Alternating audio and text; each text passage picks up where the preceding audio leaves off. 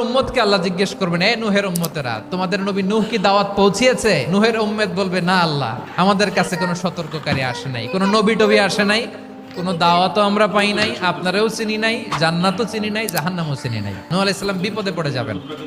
তখন আল্লাহ বলবেন, নূহ তুমি বললা পৌঁছিয়েছো, তোমার উম্মত বলে কিছু পায় নাই। নূহ তোমার কি কোনো সাক্ষী আছে?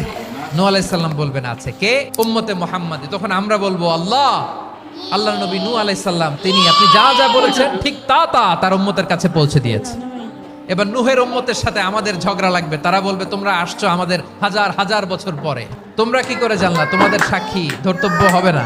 আমরা বলবো, আমাদের কোরআনে তোমাদের নবীর কথা আল্লাহ আমাদেরকে জানিয়েছেন, দিন রাত এক করে তোমাদের কাছে তিনি দাওয়াত পৌঁছেছেন। তোমরা কানের মধ্যে হাত দিয়ে রাখতা, চেহারাটা কাপড় দিয়ে ঢেকে রাখতা, আল্লাহর নবী নূহকে পিটিয়ে ছালা দিয়ে পেঁচিয়ে তোমরা পাহাড়ে রেখে আসতা, সব আমরা জানি।